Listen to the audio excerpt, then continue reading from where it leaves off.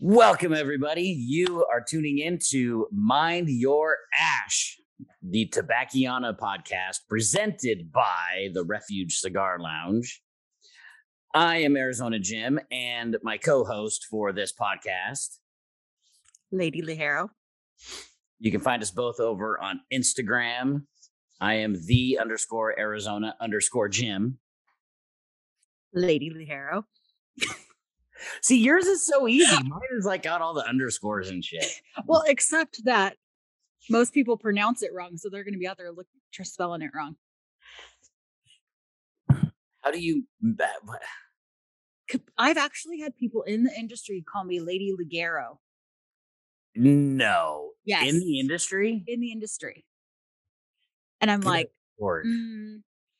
your credibility just dropped a couple notches. You think? Yeah.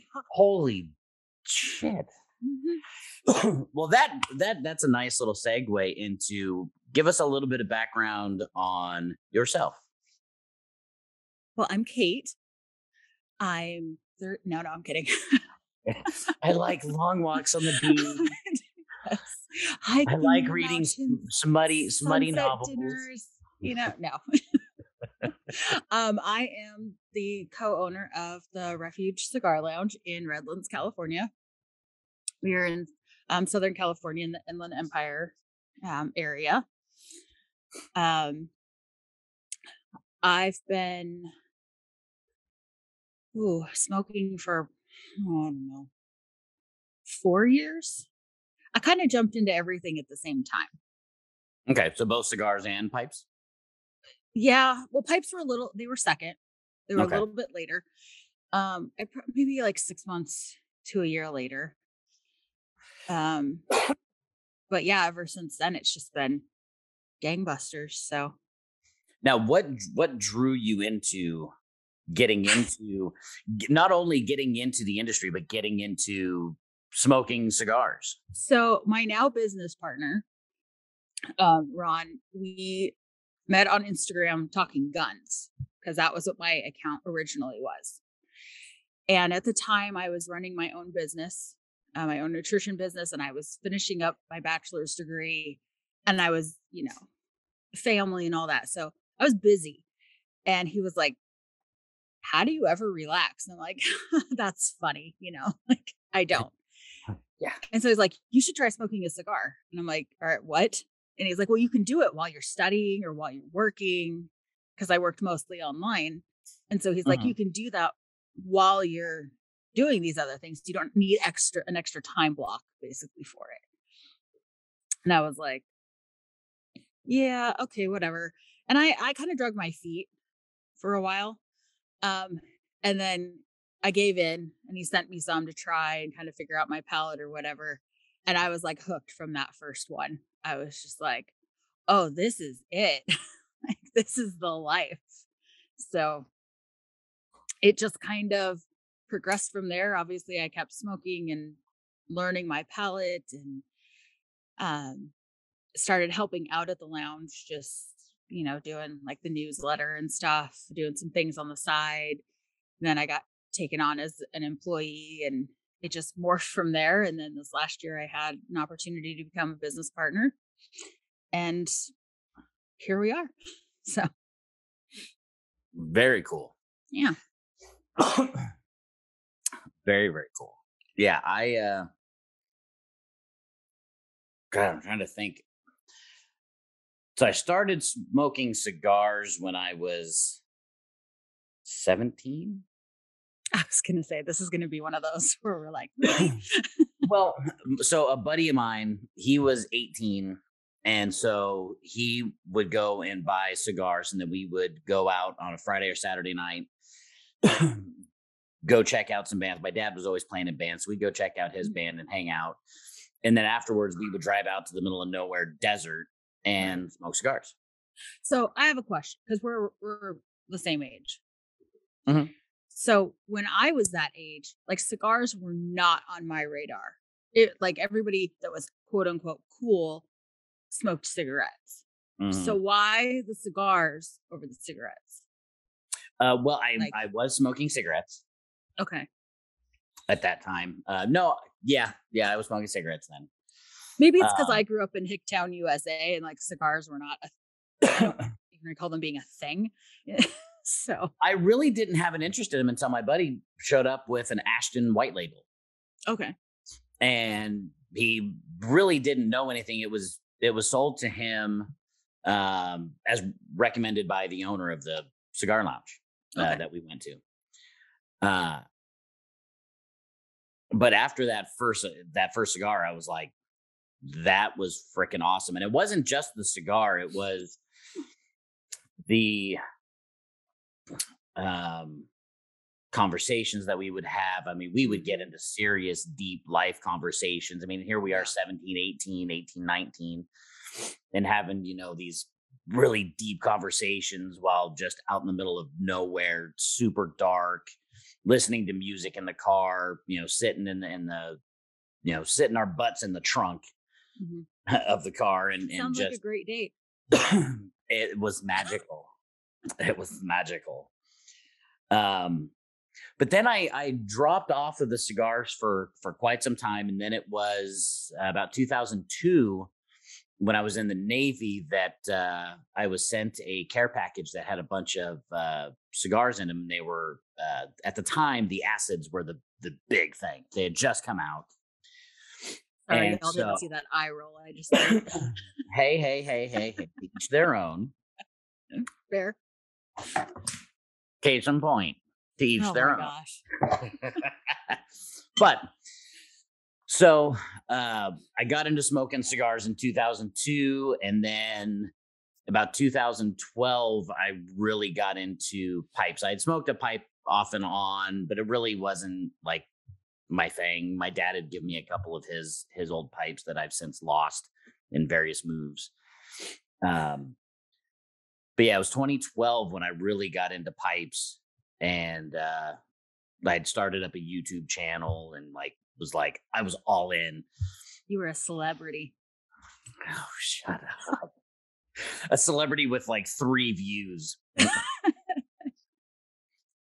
Hey, girl, I bet you more than that now. Not really. Oh my gosh. Not Well, really. you will now. But yeah, so I got in and I only smoked aromatics, and then I found what blend was I tried an English blend, and I'm like, this smells like sweaty feet. It's gross. And so I stuck with my Cult Blood Red Moon. And then somebody had sent me or I won a giveaway on Instagram or something where I got some Orlik Golden Sliced, and blew my mind. I was like, whoa, this isn't like cigarette type thing. This is like really nice, earthy kind of hay, but it had a natural sweetness to it that was it was really good, and it wasn't overpowering. So I was like, I went all in on the Virginias. And then I tried Englishes again and was like, oh my God, what was I thinking 4 years funny ago? how your palate changes after you've ventured around a bit. It totally changed. It's like I had an acid Cuba Maduro, what was it, 2 weeks ago? And it brought back all the memories of the first time I had it and where I was. I was on the ship. I was out in the middle of, the ocean, thousands of miles away from anything. And it was good, but it wasn't like amazing as far as the cigar goes. Yeah. I remember having a cigar. I was like, this is it. This is my favorite cigar of all time. Like, I love this. And then I got, I smoked a whole bunch of other stuff, and I had like, one left. So I came back to it and I was like, yeah, it's all right. Like, it fell from glory. Yeah. Yeah. So that's kind of my background on it. I'm not in the industry. I'm not an aficionado. You kinda. Not in an official. Yes, you are. You are now. That's G12 classified. You can't talk about that yet. I know that, but I'm just, you know what? I'm just saying that for Hef for when he listens to this.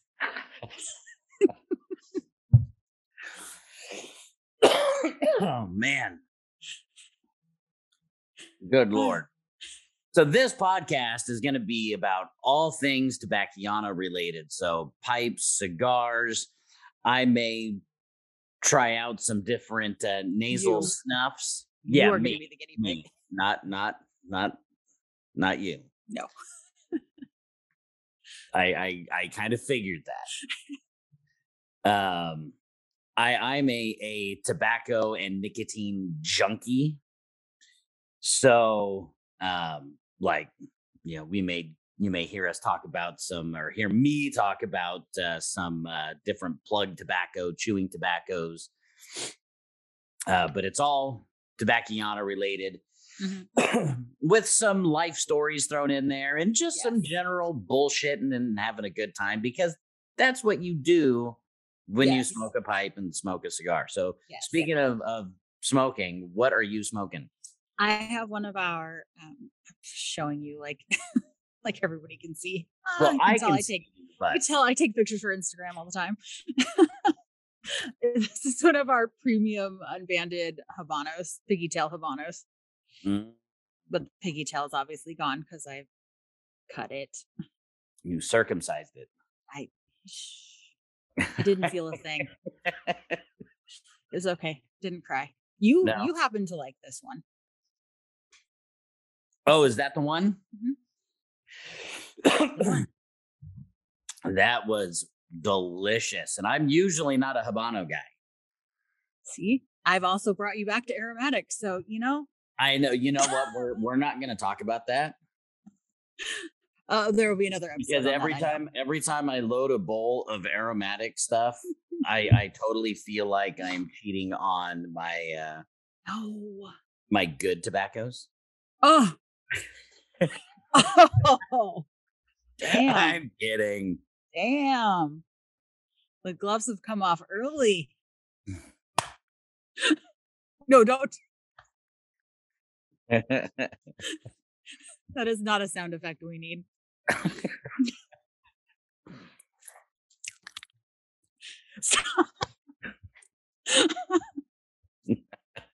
I gotta take some of his power away. You're killing me. I am ripe with power and strong like bull. Oh, Lord. Oh, this is going to be a trip. Well, I am smoking my beautiful, amazing little... I don't know if I'm ever pronouncing it right. Baracini? Sure. I think it's Baracini. I think that's how you pronounce it. I think so. The copper band. But beautiful pipe. Even all these years, I still stumble over these names, and Ron just laughs at me. And I'm smoking the greatest tobacco of all time. Oh, God. Mm-hmm. Some Cornell and Deal Haunted Bookshop. One thing that it is good tobacco. It is not. I'm tired of hearing your excuses. That's not an excuse. That's a fact. That is a fact. I said it's good. I never said I hated it. I just didn't, I'm not ready to take it out to dinner or anything. No, I definitely agree that this tobacco, because of the whole matches situation and everything else, this was his absolute favorite tobacco. And so that's I can't fault that at all. No, but I because of all of that there, I mean, it's a good tobacco and I do really enjoy it, but it seems like there's a lot of people that really overhype it. Yeah. Because it's really good for what it is. It is. I enjoy it. It just doesn't knock my socks off. Yeah. And with all the hype behind it, that was kind of more what I was expecting. Yeah. And it just didn't. But it's still very enjoyable. I still like it. I kind of put Haunted Bookshop into the same category for me as like Velvet. Okay. It is what it is. It's good. Mm-hmm. I mean, Right. Velvet is my all-time favorite, Codger blend. Yeah. But there's no frills. There's no like major excitement. It gives you exactly what it's supposed to give you every single time. Yeah, it's solid and it's consistent. And it is enjoyable. But I agree. I think it's over the last year or two, it's really gotten. And I know that right off the bat, I'm gonna get hate mail for it. I'm pretty sure my DMs are gonna fill up pretty quick.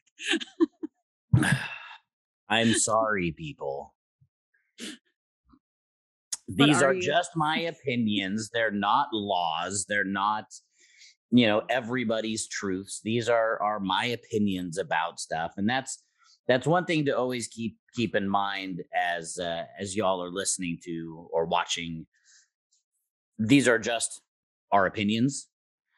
These are our thoughts. These are our impressions of different cigars, different pipe tobaccos. We may be loud about them, but they're just ours. Well, that's just because we're loud people. That's true. That's true. Yeah. Unfiltered. That's what we should have named it. Unfiltered. Unfiltered. I think most people should get that vibe right away. I think so. I think that's going to just be understood. Mm-hmm. So thank you for listening in to the introduction of our new podcast, Mind Your Ash, the Tobaciana podcast, presented by Refuge Cigar Lounge, located out in Redlands, California, the Inland Empire. And with that, we will see you guys in the next episode where we dive into some deeper conversations about the tobacco industry, about pipes, about cigars, and whatever other kind of fuckery we want to get into, because we can do whatever we want. So we'll see you guys next time. Thanks for listening. See ya.